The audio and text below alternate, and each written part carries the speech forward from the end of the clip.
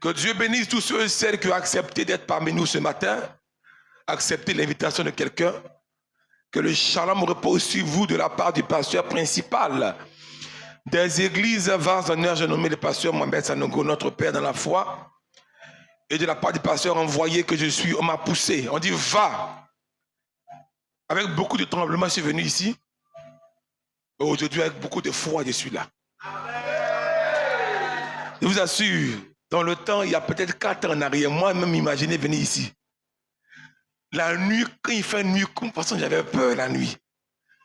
Et quand c'est moi qui conduis la nuit, 22h, 23h, minuit, je prends la route, je vais à Abidjan, je viens, je finis hier à 23h. Moi-même, Dieu change les gens. Dieu transforme les gens sérieusement. Quoi? Moi-même, dormir seul dans la maison là-bas. C'est pas possible, non. Inimaginable. Aujourd'hui, là, je me rends compte que il a fait de moi son captif. Ouais. Et toi aussi, ta vie va changer. Il faut juste qu'il y ait une seule chose, l'ingrédient de la sincérité. Si tu es sincère seulement, peu importe la puissance des légions des démons, peu importe la confrérie des femmes, des hommes de ton village qui se sont assemblés, peu importe à qui on t'a vendu, peu importe à qui on t'a livré, je ne sais pas. Mais la Bible parle d'un homme qui était possédé d'une légion de démons. Le jour où Jésus est arrivé là-bas, d'abord ils se sont opposés à la venue de Jésus. Quand il a pris la barque pour arriver là où le gars était, tourbillon n'est pas tourbillon, tempête n'est pas tempête. Jusqu'à les pierres qui sont nées de la pêche ont eu peur. On dit, hey, on va mourir. On va mourir. Ils ont réveillé Jésus. Quand il se lève, il voit la tempête. Il calme la tempête. Et il arrive finalement. Quand il arrive finalement à Gadara, la Bible déclare ceci, que de loin là-bas, les démons l'ont vu et ils ne sont pas restés droits sur leurs pieds. Non, ils se sont prosternés. Le monsieur qui était habité, qui était possédé d'une légion, près de 16 000 démons qu'il avait possédés. Ce jour-là, il était libéré. Sa vie a changé. Au point où après, il voulait suivre Jésus après. Je ne sais pas, mais je sais une chose. Si tu es sincère dans ton engagement, ça va prendre du temps. Mais au finish, le nom de Jésus va finalement triompher et te donner de vivre la vie à laquelle il t'a appelé. Ça ne mentira pas. Je ne dis pas ça pour t'exciter, pour t'encourager, mais je dis ça parce que c'est la vérité. Nous sommes au deuxième culte de ce week-end. Nous bénissons Dieu pour sa grâce sur nos vies. Nous apprécions vraiment la grâce d'avoir des chantres et des instrumentistes qui sont connectés. J'étais donc mercredi passé pas avec vous. J'étais invité à prêcher à un séminaire au niveau de Vase d'Honneur Mputo, Assemblée Amour de Christ, avec le pasteur Chelby. Il sera ici aussi. Bientôt, je vais l'appeler, on va caler un programme ensemble. Il va vous bénir aussi. C'est un homme de conviction. Un homme de conviction, d'engagement. Ouais, c'est un de mes fils. Quand j'étais encore patriarche, je l'ai fait monter après AP. À Saint-Patriarche. Mais un homme de conviction, il sera là, il va vous bénir aussi. Mais j'ai vu là-bas, comment est-ce que notre petit groupe-là est élevé quand même dans l'esprit. J'ai apprécié, j'ai dit vraiment que Dieu t'a béni ici d'avoir un groupe comme ça, qui est connecté, qui te dispose facilement. Et Dieu bénisse ses serviteurs, ses servantes. Alors, quels sont ceux qui sont venus à l'église ce matin? C'est qui? La preuve que tu viens à l'église, ta Bible en papier. La preuve, c'est ça. Quand tu vas à l'école, tu as cahier, non? Tu as bic, tu as livre. C'est pas vrai? Quand tu viens à l'église, Bible papier. C'est nouveau? Bonne arrivée. Il est béni. C'est nous. Bible papier. Vous soulevez. Soulève ça. Soulève la délivrance. Lis papier. Soulève ta délivrance. Ta victoire. Ta victoire est ici. Amen. Nous sommes donc en train de parler depuis plusieurs dimanches maintenant, dans ce mois de mars, de la paix divine. De la refléter et de vivre le repos. Et pendant qu'on prophétisait par l'Esprit de Dieu tout à l'heure, on a parlé des 10 choses que ça donne quand on parle de paix de Dieu. Et ce matin et dimanche passé, on a touché le point qu'il fallait devenir et être un enfant de paix pour, n'est-ce pas, manifester la paix. Et j'ai compris que la paix n'est pas un mot. La paix n'est pas un habit, une couleur. La paix n'est pas un mois, parce que le 15 novembre, fait de la paix. Fait de la paix. La paix n'est pas un mois, n'est pas un jour. La paix n'est pas un oiseau aussi. Parce qu'il y a plein de villes où il y a des colombes là-bas. Mais il y a des problèmes dans les maisons. Vrai ou faux? Il y en a qui élèvent des colombes, et les pigeons aussi. Mais il n'y a pas la paix là-bas. La paix n'est pas un habit. Il y en a qui s'habillent toujours en blanc. Moi, mon beau-frère, Feu Mathieu Ekra, il était toujours en blanc. Il a marié ma cousine. Toujours habillé en blanc. Mais il était d'une secte qu'on appelle Akofala. C'est toujours habillé en blanc. Donc, si tu vois un gars qui est habillé en blanc, tu as besoin qu'il est en paix. Non, ça ne veut rien dire. La paix est une personne. La paix est une personne, c'est une entité vivante. Parce que Jésus dit aussi en Luc chapitre 10, versets 5 à 6, quand vous entrez dans une maison, avant tout, il dit de proclamer. Dites que la paix soit sur la maison. Saluez-la et appelez la paix. Et il dit ceci, il se trouve dans la maison un enfant de paix, la paix viendra avec lui. S'il n'y a pas d'enfant de paix, la paix reviendra. La paix donc est une entité qui vit, mais qui collabore là où il y a son alter ego, là où il y a son ami. Dans une maison que tu vas là, s'il n'y a pas d'amis, tu ne vas pas rester là-bas. C'est pas vrai? Si on t'invite à une fête, tu vas à la fête, et puis tu es seul là-bas. Tu vas t'ennuyer vers la fin. On t'a invité à un mariage, que tu es seul là-bas, tu ne connais personne. Au départ, tu chantes, tu ris, mais après là, tout le monde cause entre lui. Et toi, tu n'as personne. Tu vas t'ennuyer là-bas. Si on t'invite quelque part, peu importe. Mais je dis, le fait de trouver une compagnie te permet de pouvoir, n'est-ce pas, rester en place et être heureux. La paix comme ça, c'est qu'elle arrive quelque part, qu'il n'y a personne qui va causer. La paix s'en va. C'est pourquoi la Bible déclare dans le livre de 1 Pierre, chapitre 3, versets 10 à 12. Deuxième culte, vous serez bénis parce qu'il y a enrichi le message du matin.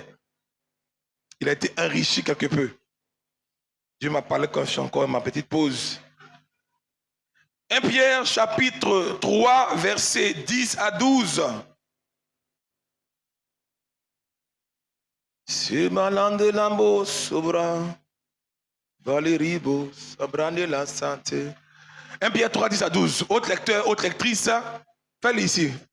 Voilà, ranger qui est ici. Fais-le ici. Laetitia B. Sa grâce t'a localisé. Lis. Dis Amen.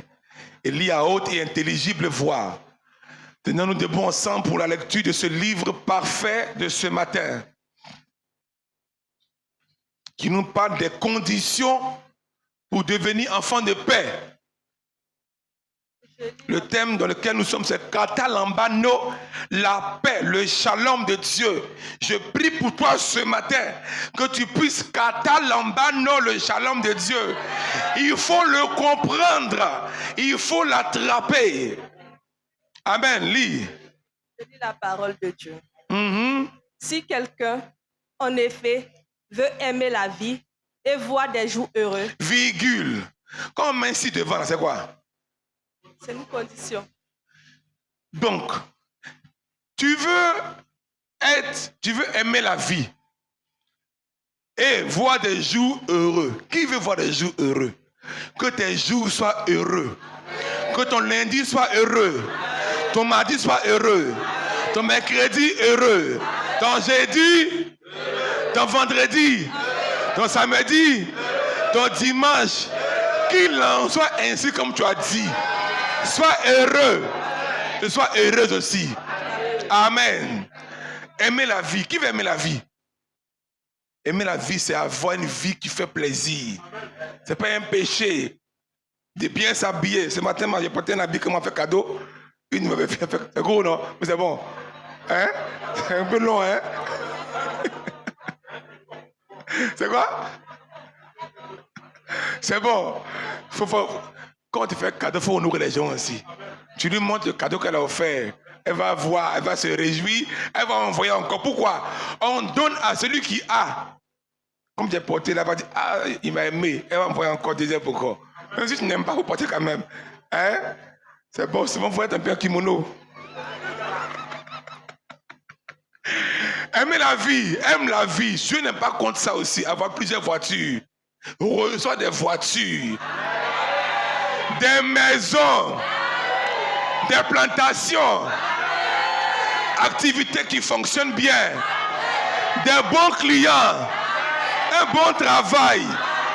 Reçoit la vie, la vraie vie. Dis Amen. C'est pas un péché. Il y a des chrétiens là, ils sont là. Ah, il y en a même là, eux-mêmes, ils font jouer les dangereux. Oh, tu aimes la vie. Aime la vie. On n'a pas dit aime l'argent. Dieu a parlé ici. Qui aime la vie? On n'a pas dit aime l'argent. Aime la vie. La vie, c'est la bonne santé. Tu te sens bien. Ton BTS marche. Ton BPC marche. Ton bac marche. Aime la vie. Amen. Donc, il y a deux choses dedans qui nous intéressent. Aimer la vie et voir les jours heureux. Donc, si tu veux voir ces deux choses-là, qu'est-ce qu'il faut faire? Premier point. Qu'il préserve sa langue du mal. Qu'il préserve sa langue du mal. Et fasse le bien. Amen. Non. Première condition, tu veux voir la vie, tu veux aimer la vie et voir des jours heureux. Ça va t'arriver. Je déclare et ça t'arrive. Que ta langue soit préservée du mal et parle et fasse le bien. Toutes les personnes qui aiment critiquer, que votre langue soit maintenant attachée à votre palais et qu'elle ne critique pas et qu'elle parle en bien des gens. C'est possible. Moi, je suis en train de m'exercer à ça. Quand je parle mal, quand mon âme n'est pas en paix, c'est possible toi aussi. Que ta langue ne critique plus, ne parle plus mal. Que ta langue parle du bien. Ensuite, quoi encore? Qu'il s'éloigne. Qu'il préserve sa langue du mal et s'élève des paroles trompeuses. Les paroles trompeuses, les trompeurs, les trompeuses, les menteurs, les menteuses. Oui, il faut faire attention à ça, aux petits mensonges. J'étais où ça? Non, je cherche mon ami là. Oh, tu n'étais pas là-bas. Tu as mangé qu'aujourd'hui, tu as mangé ça. Oh, tu n'as pas mangé ça. Il y a toujours des petits mensonges bizarres qu'on place. 2023, que ta langue soit préservée des mensonges. Des petits mensonges. Comme les pierres, la pression de la femme là, la servante. Il dit, je ne connais pas Jésus. Il y en a souvent, ils vont dans des endroits. D'habitude, il prie pour le repas. Hein. Mais il est là, il prie. Le jour là, il fait une prière rapide. Que Dieu te préserve de ces choses-là. Donc, premièrement, préserve sa langue du mal et fasse le bien. C'est pas des paroles trompeuses. Et maintenant, quoi maintenant? Qu'il s'éloigne du mal et fasse le bien. Qu'il s'éloigne du mal. Je prie que tout ami qui fait le mal, tu t'en éloignes. Toute mauvaise compagnie, tu t'en éloignes. La cigarette, tu éloignes la cigarette. Les télénovelas où on parle d'amour sans être marié, tu éloignes de ça aussi. Toute personne qui fait le mal, parce que le fer aiguise le fer. Le fer aiguise le fer. Éloigne-toi du mal et fais le bien. Vous voyez qu'il n'y a pas mal seulement. On quitte le mal, mais on fait le bien pour neutraliser le mal là. Le mal doit être neutralisé par le bien. Amen. Et puis après maintenant, il dit quoi? Qu'il cherche la paix et la poursuivre. C'est ça là dans lequel on est maintenant pour terminer. Beaucoup sont capables de s'éloigner du mal. Beaucoup sont capables de ne pas mentir. Beaucoup sont capables de faire le bien. Mais tu les as provoqués. Tu leur as parlé mal. Tu leur as manqué de respect. Tu leur as parlé de paroles irrévérencieuses. Il n'est pas évident que la dernière partie là, ils puissent vivre ça. C'est pourquoi, oui, tu as des gens qui sont bien, hein? Ils sont corrects, mais ne leur manque pas de respect. Quand tu arrives à leur respect, c'est pourquoi la Bible déclare ce matin, dernière condition, asseyez-vous, qu'ils recherchent et poursuivent la paix. Ça veut donc dire ceci, que la paix n'est pas visible à tout le monde, elle n'est pas à portée de main. Tu ne peux pas dire la paix, là je prends la paix. Non. Si on parle de recherche, c'est que c'est caché. Si on parle de recherche, c'est que ce n'est pas au-dessus. Il faut creuser. Il faut fouiller. Et donc, si tu as pu chercher et tu as trouvé la paix peut s'enfuir encore. Voilà pour on dit de la poursuivre. Amen. Ce matin, j'étais avec elle. Viens. Non, elle a besoin de paix aussi. Recherche-moi et poursuis-moi. La paix, on dit, c'est pas ça. Mais elle ne coupe pas vite. Recherche et poursuis la paix. La paix, la paix, la paix, la paix fuit. La paix fuit. La paix fuit. Il faut la rechercher. Il faut la poursuivre. Ça veut dire que c'est un travail. C'est un travail. Elle n'est pas rapide. La paix s'en va. La paix s'en va. La paix s'en va. La paix s'en va. Recherche et poursuit la paix. Mais on dit recherche et poursuit. Donc c'est m'attraper. Attrape-moi. Il me fuit encore. Et puis mon père, que la paix vienne sur toi. Ce qui s'est passé là, ça là, ça veut dire que ce n'est pas un acquis. De leur couple, on fait palabre, on se réconcilie. 3 semaines encore, palabre, on se réconcilie. Tu ne peux pas dire que non, la paix là c'est fini. Non! Ça finit, la paix fuit. Il faut la rechercher. Il faut la poursuivre. Plus tu es rapide, plus tu l'atteins plus vite. Plus tu es lent, plus tu souffres. Il faut comprendre cela. Ce n'est pas un acquis, la paix. Et la paix donne 10 choses excellentes qui arrivent dans un foyer, dans un couple, dans une vie. Et quand tu comprends, tu ne t'amuses plus avec la paix. Dimanche passé, donc, on a vu la première personne avec qui il faut faire la paix, c'est qui? C'est qui, Yéba? C'est qui? C'est qui? Non. Mais et nous dit moi-même, non. Dimanche passé, la vie, la première personne avec qui il faut avoir la paix, c'est Dieu. C'est Dieu. Si tu en parles avec Dieu, tu en parles avec la paix. Puisque Dieu lui-même est le prince de la paix. Et l'apôtre Paul a écrit dans le livre de...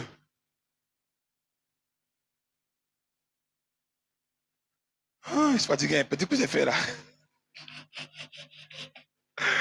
Oh, la clim qui ne donne pas bien aussi. On a bloqué un peu la clim là.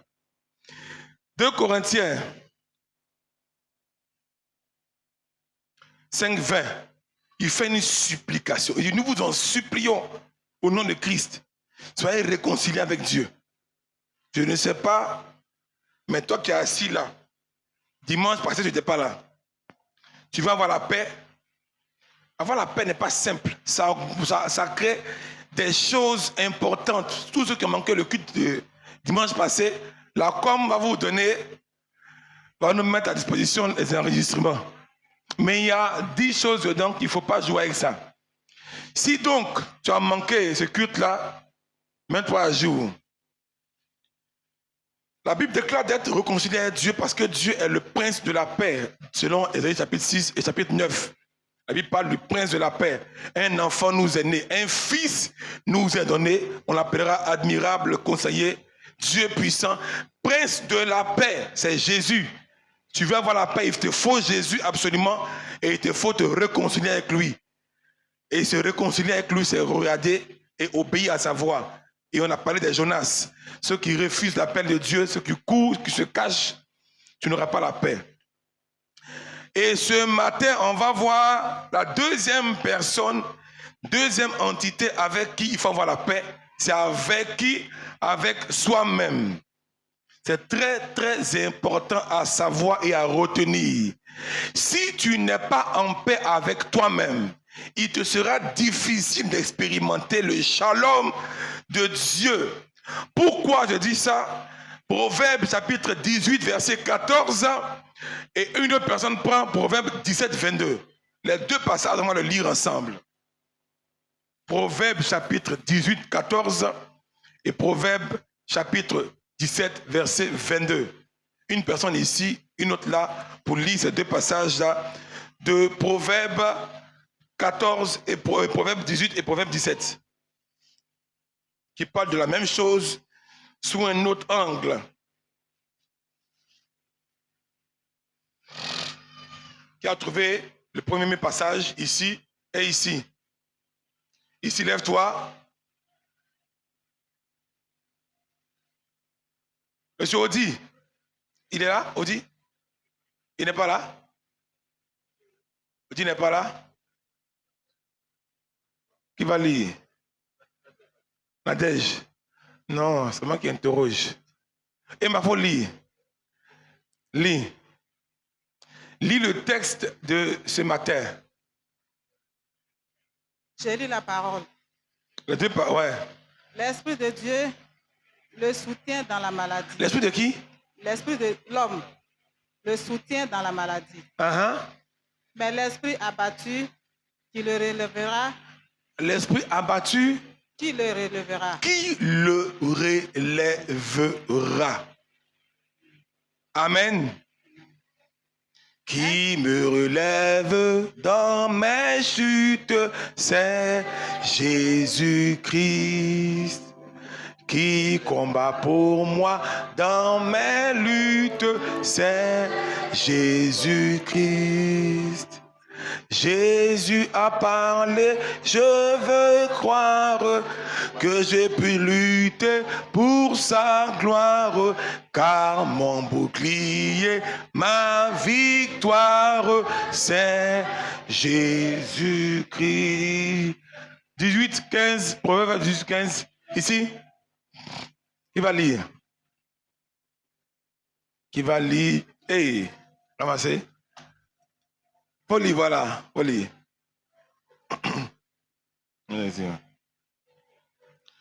Proverbe chapitre 18, verset 15. C'est ça. Non, hein? Proverbe 17, 22. 17.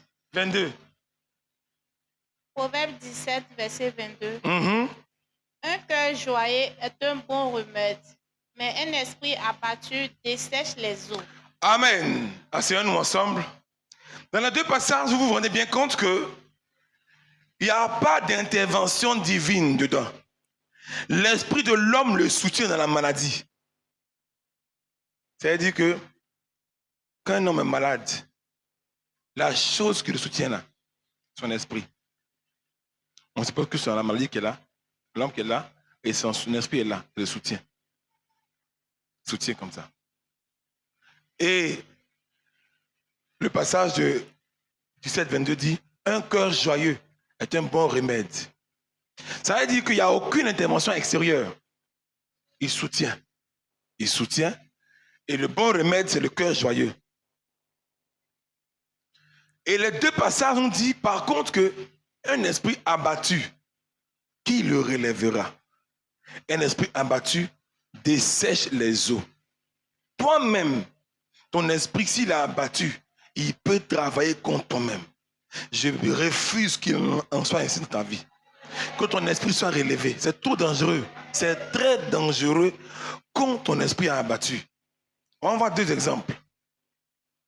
L'exemple, par exemple, du père de Joseph. Et l'exemple de l'échanson. De choses. L'officier.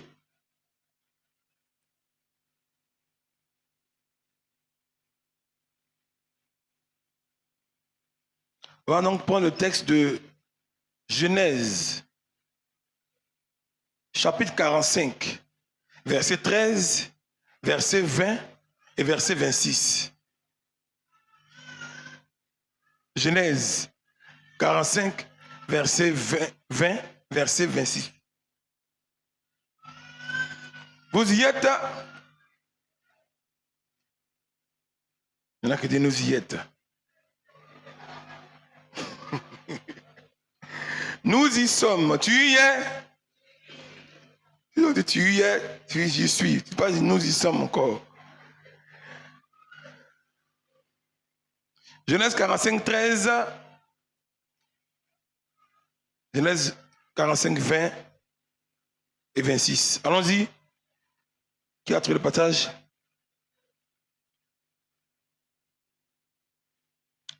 Allons-y. 13, 20 et 26. Oui, vas-y. Je lis la parole de Dieu.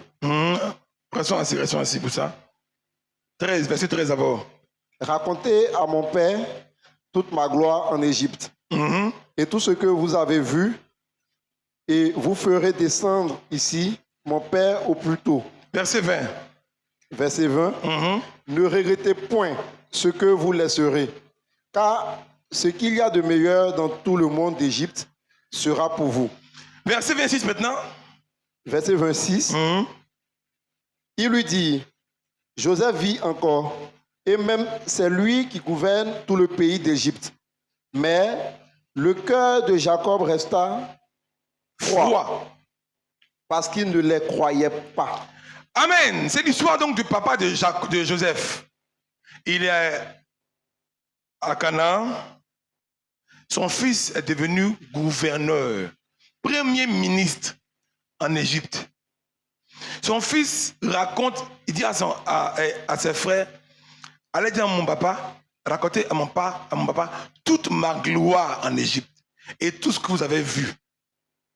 Il lui dit, verset 20, ne regrettez point ce que vous laisserez, car ce qu'il y a de meilleur dans tout le pays d'Égypte sera pour vous. C'est-à-dire, il fait son acte à la cour. Je suis dans la gloire ici, dans l'opulence. Ça va chez moi ici. Allez dire au vieux que son fils Joseph, que je suis devenu gouverneur d'Égypte, Asphat Phanéas, après Pharaon, c'est moi. Il n'y a pas l'homme pour moi en Égypte ici. Allez le voir. Dites-lui ça. Verset 26, ils vont faire la commission au vieux. Ton fils là, Joseph, il vit. La Bible déclare ceci. Mais le cœur de Jacob resta froid. Pourquoi? Il ne le croyait pas. Un esprit abattu, qui peut le relever? Malgré cette puissante déclaration, ce qu'on lui a dit de son fils, pour lui, son fils est mort. On lui a montré habit de chèvre, de bouc, et le sang dessus. Il a accepté ça. Pour lui, son Joseph est fini, c'est terminé. L'esprit de Jacob était complètement abattu. La Bible parle de l'esprit de Jacob était froid. Il y a des gens qui sont devenus froids. Quand on parle d'un sujet là, elle est froide, il est froid à ce niveau-là. Qui va le relever? Qui va le relever? C'est pourquoi la deuxième personne avec qui il faut traiter pour que tu vives le shalom de Dieu, toi-même. Qu'est-ce que tu as accepté comme information qui t'a mis down à ce point-là où tes batteries sont complètement finies? Tu peux tout croire, mais ça là, tu ne crois pas en ça. Jacob a vécu ça. Il n'a pas cru. Les gens sont venus. Siméon et Ruben, Lévi, ils sont venus. Papa, ton fils Joseph vit. Il nous a dit ça. Le vieux écoute, mais il est froid. Il y a des gens comme ça, ils sont froids. Puis dans l'église dimanche, ils ne louent pas. Ils n'adorent pas. Ils sont froids. On ne sait pas qu'est-ce qui s'est passé dans l'église où ils étaient avant là. Ils ont peut-être loué. Ils n'ont rien vu. Ils se sont engagés, ils n'ont rien vu. Et puis finalement, ils deviennent froids. Mais qui va te relever? La question, c'est l'esprit. Quand il a abattu là, il devient difficile à lever. Parce que l'esprit est lourd. L'esprit, c'est la personnalité. C'est la personnalité. C'est lourd comme éléphant. C'est lourd. Et la seule personne à lever son esprit, c'est toi-même. Et le texte encore nous dit ici, un cœur joyeux est un bon remède. Voyez-vous que dans ces deux passages-là, Dieu n'est pas dedans. C'est comme si Dieu a créé l'homme avec une capacité de se restaurer, de se relever. Lui-même, quand il est cassé ici, il se restaure lui-même. La preuve en est que quand on a une petite plaie, ici, là, tu ne mets rien dessus. Tu ne mets pas alcool, ni mercurochrome, ni nouveau truc comme bétadine. Et puis, tu te laves. Et puis, 1 jour, 2 jours, 3 jours, au départ, ça pique. Mais après une semaine, c'est fini. Il y a une auto-régénérescence, il y a une auto-restauration qui se produit. Mais ça fonctionne avec quoi? Ton esprit. Ton esprit, toi seul. Je vais vous dire à quelqu'un, arrête d'accuser l'extérieur. Toi-même, regarde où ton esprit a battu, où tu es devenu froide. Va devant le Seigneur aujourd'hui, là. Expose, dis à Dieu, là, Seigneur, mon esprit est froid, je ne crois plus ici, là. Je n'espère plus ici, là. Là, je suis complètement KO, là. Parce que sans cette reprise, sans cette confrontation-là, c'est pas, Dieu peut rien faire. La femme qui perd le sang, pendant 12 ans, parce que beaucoup de gens, après plusieurs épreuves répétées, plusieurs échecs répétés, c'est le cas du papa Jacob. Son fils est parti là-bas. Il était adolescent. Il avait 12 ans. Il est parti en captivité. Là-bas, il a peut-être 30 ans. 12 moins 30, c'est combien? Hein? Combien? 12 moins 30, c'est combien? 30 moins 12 plutôt. 30 moins 12, c'est combien? 18 ans. La longueur des défis ont fait que le monsieur, finalement, au départ, l'esprit était vivant. Mais au fur et à mesure, mais lui-même, je pense que le premier jour, il a accepté la mort, là, c'est fini. Qu'est-ce qu'on t'a dit? Qu'est-ce qu'on t'a déclaré? Qu'est-ce qu'on t'a annoncé? La Bible déclare ceci, à tous ceux qui l'ont reçu, à ceux qui croient en son nom, elle l'a fait devenir. Qu'est-ce qu'on t'a dit? Jacob a accepté la mort de son fils. Et il n'a pas cru. Il a fallu que les gars lui montent les chars pour qu'il croie. Je prie que Dieu te montre les chars pour que ta foi soit restaurée. Il y a lui et il y a l'officier. Mettez-moi l'officier aussi, l'officier. Au temps d'Élisée, ils ont vécu longtemps dans la famine. Un jour, Dieu a suscité Élisée, le prophète, pour annoncer la fin de la famine. Il a prophétisé. Il a annoncé ça. La fin de la famine. Le monsieur là, il dit jamais, ça ne va pas arriver ici. Le texte. Il y a des gens comme ça, ils sont là. Ils ont tellement vécu des difficultés permanentes qu'ils ne croient plus. Même quand on vient annoncer une bonne nouvelle, ils disent non, ce n'est pas moi.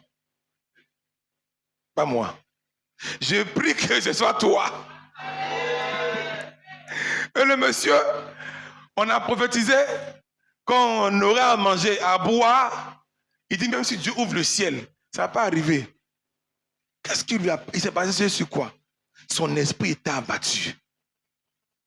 Son esprit était abattu concernant le dossier nourriture là. La famine, elle lui a parlé, lui a enseigné que je suis famine. Moi là, quand je rentre dans une famille, dans un pays, je dévaste tout, on ne peut plus rien faire. Et il a accepté. L'officier sur la main duquel s'appuyait le roi répondit à l'homme de Dieu. L'homme de Dieu vient parler et lui il dit, quand l'Éternel fera les fenêtres au ciel, pareille chose arrivera-t-elle? Il a contesté la prophétie. Quand l'esprit a abattu, tu deviens contestataire, un réfractaire, un raisonneur. Je prie que la puissance de Dieu qui donne à nos âmes d'être puissantes restaure tes pensées, que les raisonnements là tombent. Est-ce que le vrai problème c'est ça? Les raisonnements. Le monsieur a raisonné. Il a contredit la prophétie. Autrement dit, Élisée, tu mens. Tu mens, Élisée. Tu es un faux prophète. Ne nous blague pas. Élisée, ne nous fais pas croire ce qui est impossible. Ne nous trompe pas, Élisée. Arrête d'abuser les gens.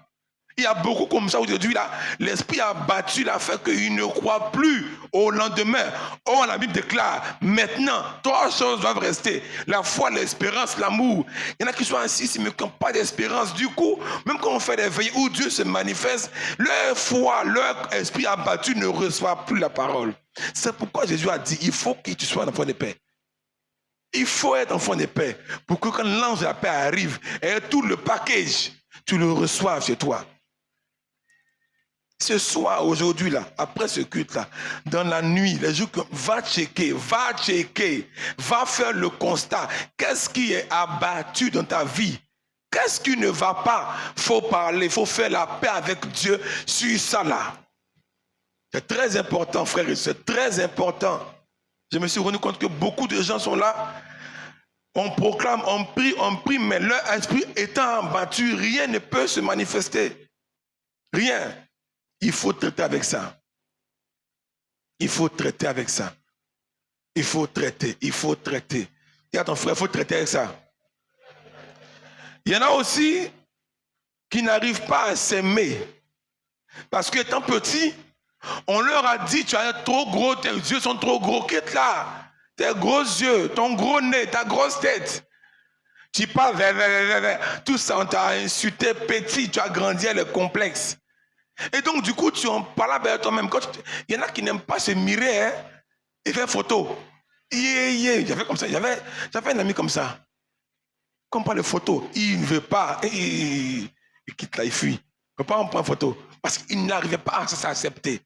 Oh, la Bible déclare dans le livre de Marc, chapitre 12, 31, le deuxième plus grand verset et commandement. Après avoir aimé Dieu, comme de tout ton cœur, ton âme, ta pensée, ta force. La deuxième chose qui vient après, tu aimeras ton prochain comme toi-même. Il dit, il n'y a pas d'autre commandement plus grand que cela. Donc, tu aimeras ton prochain comme toi-même. Donc, toi-même, si tu ne t'aimes pas, comment pourras-tu faire la paix avec ton prochain? Je vous en supplie. Peu importe ce qu'on a dit sur ton teint, tu es trop noir. Tu es trop vilaine, tu es trop vilain, tu es trop cool. Les parents aussi, qui insultent vos enfants comme ça, ils grandissent complexés et l'enfant s'accepte difficilement. Il arrive difficilement à impacter. Son quotient émotionnel est complètement à zéro. Parce que tu n'as pas rempli son réservoir émotionnel. L'enfant a grandi complexé. Oh, il peut être très brillant à l'école, mais du moment où l'enfant n'arrive pas à s'exprimer, il est zéro. Il est zéro. Oh, tu dois aimer ton prochain. Mais la capacité d'aimer le prochain trouve sa source en toi-même. Tu aimeras ton prochain comme toi-même. Voilà pourquoi il est important. La deuxième personne avec qui il faut faire la paix. Toi seul d'abord. Va faire le point. Qu'est-ce qui se passe? À quel niveau tu as abattu? Et à quel niveau toi-même tu t'aimes pas? J'avais comme ça une collaboratrice. Elle n'aime même pas ses mollets, ses pieds. Est-ce qu'un jour, moto a cassé ses pieds? Mais oui, moto a cassé ses pieds. Tu n'aimes pas tes pieds. Le Dieu n'a pas ciblé ça pour dire donne-moi tes pieds là. Mais oui, c'est un voleur. Il vole ce qu'on lui donne. Elle n'aime pas ses pieds. Tu n'aimes pas tes yeux. C'est trop gros. Tu n'aimes pas ton nez. C'est trop coupé. Tu n'aimes pas tes oreilles. C'est l'âge. On t'a menti. Tu es beau, tu es belle. Dis amen avec moi. Il y en a qui disent pas amen. Tu es une belle créature. La beauté là. Il y a un gars qui a t'aimé comme ça, comme tu es là. Il y a une femme aussi qui a t'aimé comme tu es aussi. C'est très important. Le deuxième point là, c'est très important. Beaucoup souffrent en cachette. Beaucoup pleurent en cachette. Beaucoup sont malheureux en cachette. Parce que quand ils sortent comme ça, la société a des standards. Et quand tu repars dans les standards, on te rejette. Tu n'es pas n'importe qui par contre. Tu es le fils de Dieu, tu es une princesse, tu es un prince. Non, c'est très important l'estime de soi-même. C'est la clé pour avoir une place dans la société. Amen. On va s'arrêter là. Dimanche prochain, on va encore continuer. Je dis la vérité. J'ai fait 7 ans de publicité. J'ai grandi complexé parce que mes frères, mes soeurs, mes frères, mes soeurs surtout, et mes amis se moquaient beaucoup de moi. On m'attribuait une grosse tête, des gros yeux, une nuque. Bon, j'étais petit, je ne voyais pas tout ça là. J'ai grandi avec ça. Jusqu'à ce que je donne ma vie à Jésus et je trouve moi-même mon couloir d'expression, ma propre piste. Amen. Je me faisais coco taillé boule à zéro. Je me suis fait un propre style. Et jusqu'à ce qu'un ami, je rencontre un ami de classe qui me dit, tu as un profil de mannequin. Je dis, ah bon? Puis on s'en va. Mais avant ça, j'avais commencé moi-même à m'apprécier. Quand je me mirais, je me trouvais bien. Oui, je me trouvais beau. Et quand on avait fait le casting la première fois en 2006, casting pour Côte d'Ivoire Télécom, si vous allez voir l'annuaire 2007, vous allez voir, je suis dessus. Ouais. Quand je suis parti là, il y a des métis là-bas, des gars plus beaux que moi. Mais comment on est parti contre toute attente? C'est moi on a apprécié. On dit qu'il a les profils qu'il faut.